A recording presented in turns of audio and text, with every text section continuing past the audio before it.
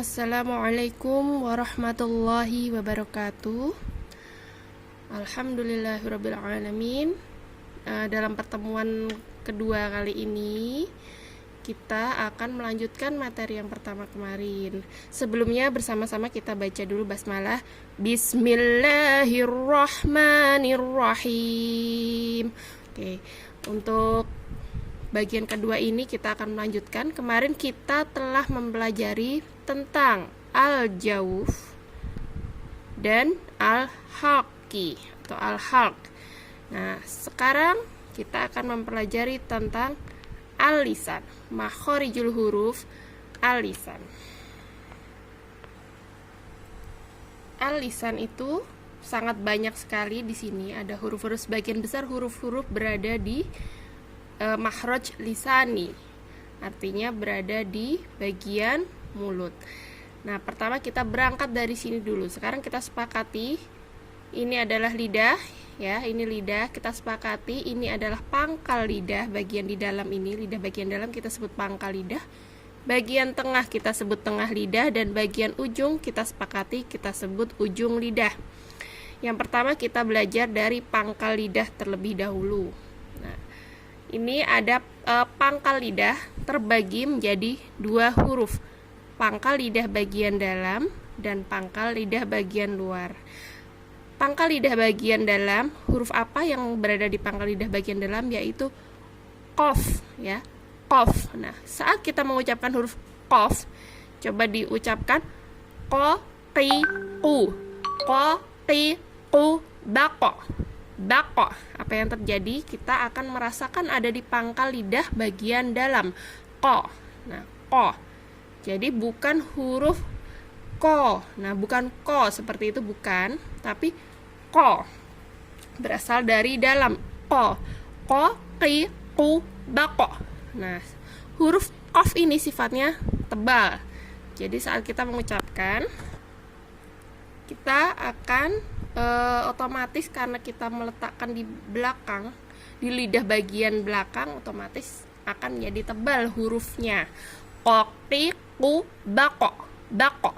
Nah, dan ini memantul sifatnya bako karena ada sifat qalqalah di sini, jadi bako. Huruf qaf ada di mana? Pangkal lidah bagian dalam. Selanjutnya di depan makhraj qaf atau pangkal lidah bagian luar ada huruf kaf. Ada huruf kaf. Kaf itu kita membacanya saat, coba kita sebutkan dulu ko. Ko tadi ya, ko. Lalu kita sebutkan ko, ka. Nah, itu akan berasa sekali kalau kita maju satu tempat saat di pangkal lidah. Ko, ka. Ko, ka. Sekali lagi, ko, ka. Nah, coba sekarang ka, ki, ku, bak. Ka, ki, ku, bak. Nah, ini untuk kaf lebih tipis.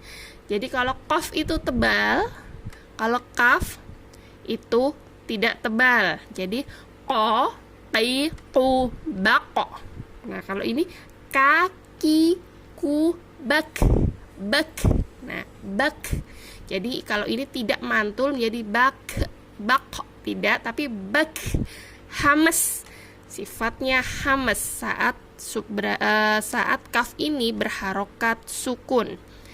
Oke, jadi kalau qaf saat berharokat sukun bersifat qalqalah atau mantul, sedangkan kaf ini bersifat hamas. Ya, sudah tahu ya sekarang letaknya qaf dan kaf.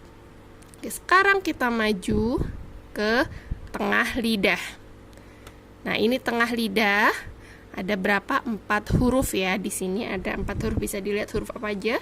Jim, shin, ya, ada dod juga. Maaf, tengah lidah ada 3. Kalau dod nanti ada di tepi lidah. Nah, pertama kita belajar dulu yang di tengah lidah dulu. Tengah lidah ini sama-sama ada di bagian tengah lidah, tapi untuk jim, shin, ya, itu benar-benar tengah lidah. Tapi kalau dod itu ada di tepian lidah, tapi ada di bagian area tengah, tapi di tepian lidah. Oke, sekarang kita belajar 3 huruf dulu ini di tengah lidah. Huruf jim, shin, ya. Nah, sekarang kita coba sebutkan ja, ji, ju, baj. Ja, coba ja ini sangat terasa sekali. Ja, tengah lidah ditempelkan ke langit-langit bagian atas, bagian langit-langit tengah bagian atas. Jadi tengah lidah ditempelkan ke langit-langit bagian atas. Coba sebutkan ja, ji, ju, baj, baj, baj. Nah, berasa kalau tengah lidahnya ditempelkan. Begitu juga dengan sha, shi, shu. Nah, kalau sha, shi, shu, tengah lidah ini juga diangkat, namun ada udara yang mengembang di dalam mulut ini.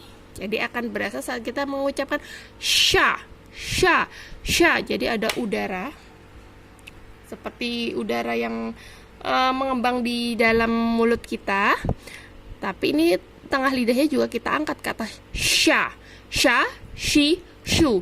Seperti kalau kita bilang misalkan mengusir sesuatu, hush. Nah, sha, shi, shu jika disukun jadi bash, bash, bash ya. Jadi bash. Nah, itu ada di tengah lidah. Oke. Lanjutnya lagi huruf ya. Huruf ya itu juga ya. Nah, ini sangat terasa sekali untuk huruf ya. Ya, yi, yu, bai. Nah, itu lidahnya terasa sekali diangkat tengahnya, ditempelkan ke langit-langit bagian atas. Ya, ya. Coba dirasakan ya. Oke, sekali lagi huruf ja, ja, ji, ju, baj. Shin, sha, shi, shu, bash. Nah, untuk ya, ya, yi, yu, bai ya. Coba dirasakan apakah benar. Jika sudah mengucapkannya sudah benar. Jika lidahnya sudah diangkat berarti sudah benar.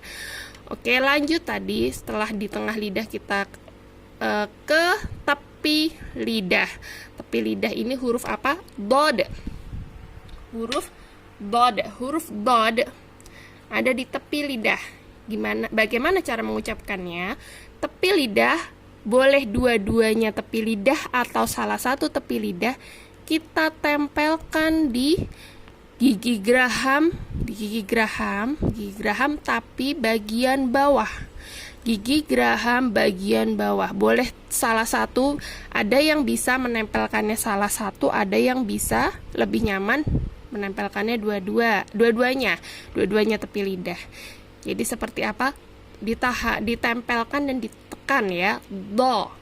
Sekali lagi ditempelkan dulu di tepian, tepi lidahnya ditempelkan di gigi geraham bawah, lalu mengucapkan do, do, do, do, do, di, du.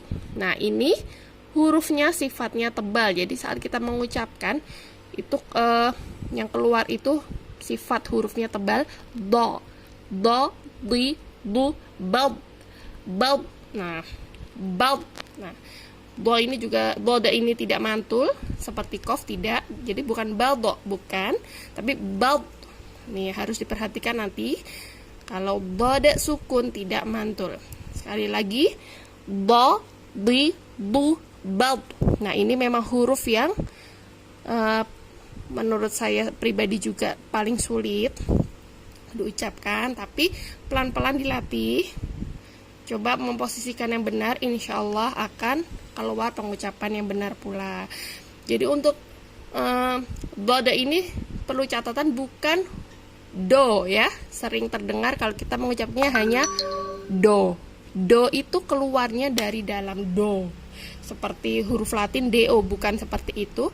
Tetapi keluar dari posisi lidah kita ditempelkan dan ditekan di gigi geraham. Jadi bukan keluar dari suara rongga mulut, rongga tenggorokan dan mengalir ke mulut, bukan seperti itu, bukan do, tapi do. Nah, bukan do tapi do. Nah, terdengar beda. Do, di, bu, bal. Nah, untuk dod. Untuk di tengah lidah sudah cukup ya dipahami. Sekarang kita maju ke ujung lidah. Ujung lidah ini ada apa saja, banyak sekali. Ada ini di sini 3 huruf, di sini 3 huruf, 3 huruf dan 3 huruf. Jadi ada 12 huruf yang ada di ujung lidah. Sekarang kita bahas dulu yang di sini, mulai dari huruf ini. Apa itu? Ujung lidah menempel di langit-langit bagian depan. Bagaimana yang dimaksud ujung lidah menempel di langit-langit bagian depan? Ada huruf lam. Coba sebutkan. La, li, lu. Apakah benar ujung lidah ini menempel di ujung bagian di langit-langit bagian depan? La. Nah, sudah benar ya. La, li, lu. Nah, sudah bisa merasakan karena ini mudah insya Allah. Kemudian di belakang mahraj lam itu ada nun, huruf nun. Sekarang kita coba sebutkan tadi la, lalu menyebutkan nun. La, na. Nah, akan terasa kalau lidah kita dimundurkan ke belakang. Saat mengucap la di sini, lalu mengucap na, la, na. Nah, itu terasa sekali kalau kita mundur ya. Satu langkah ke belakang. Kemudian ada lagi mahraj saat lidah hampir menyentuh langit-langit bagian depan. Ro, hampir ya, ujung lidah hampir, bukan menyentuh. Kalau ujung lidah menyentuh berarti menjadi lam. Lo. Nah, kalau menyentuh menjadi lo. Jadi ro ini tidak menyentuh ya, ro, hampir menyentuh langit-langit. Oke, sudah. Kemudian lanjut ke ujung lidah. Ujung lidah menempel di ujung gusi gigi seri atas. Di gusi gigi seri atas ya. Gusi gigi seri atas huruf apa aja? Ada huruf ta, dal, dan to. Nah, kita coba sebutkan satu-satu. Ta, ti, tu, bat. Ta, ti, tu, bat. Nah, ini sering juga nih saya perhatikan orang mengucapkan ta, lidahnya keluar. Ta, digigit. Nah, sebenarnya ta itu bukan digigit, bukan berada di sini, tengah sini bukan, tapi ta itu ada di atas. Nah, apalagi jika disebutkan saat sukun ya, akan terasa sekali bat. Nah, saat lidah kita ditempelkan di atas, ini otomatis seperti ada udara yang mengalir. Bat. Nah, itu sifat hamas. Ta, ti, tu, bat. Nah, sekarang mulai diperbaiki untuk pengucapan huruf ta-nya ya. Kemudian huruf dal. Da. Nah, ini dal ini bisa terasa sekali ya. Da, di, du, bade. Da, di, du, bade. Nah, kalau ini jelas terasa kalau di gusi gigi seri atas. Untuk to itu juga, to itu sekilas pengucapannya sama seperti ta karena letaknya sama ya, tapi to ini tebal. Jadi kita lebih menekannya lebih kuat daripada saat mengucap ta. Kalau ini ta, ti, tu, ini to, ti, tu. Jadi bisa terdengar lebih tebal. To, ti, tu. To, ti, tu, balto. Nah, sebenarnya ini kita tidak mengucapkan harus dimonyongkan sekalipun sudah bisa keluar huruf to ya. To, ti, tu, balto. Nah, ditempelkan di apa tadi? Gusi gigi seri atas. Kemudian lanjut. Ini ada 3 huruf ini. Ujung lidah berada di ujung ditempelkan di ujung gigi seri bagian atas. Gigi seri atas. Ujung lidah ditempelkan di ujung gigi seri atas. Jadi huruf apa aja? Sa, zal, dan zo. Nah, ini saat kita mengucap sa, si, su ditempelkan sa, si, su. Nah, begitu juga dengan zal, za, zi, zu. Nah, seringkali agar mudah orang agak seperti digigit seperti itu, gigit kecil. Tapi sebenarnya saat kita menempelkan saja pengucapan insya Allah sudah benar. Za, zi, zu. Nah, ternyata zo itu letaknya juga seperti huruf zal. Jadi zo, zi, zu. Hanya saja saat mengucapkan kita lebih ditekan lagi agar lebih tebal. Zo, zi, zu. Agar lebih tebal. Zo, zi, zu, bau ya. Jadi ini sifatnya tebal. To dan zo ini sifatnya tebal. Jadi 3 huruf ini letaknya sama ya. Ujung lidah ditempelkan di gigi seri bagian gigi seri atas. Ujung lidah ditempelkan di gigi seri atas. Ujung gigi seri atas. Kemudian yang terakhir ini ujung lidah ditempelkan di gigi seri bawah. Huruf apakah itu? Sin, zai, dan shad. Nah, coba kita sebutkan satu-satu.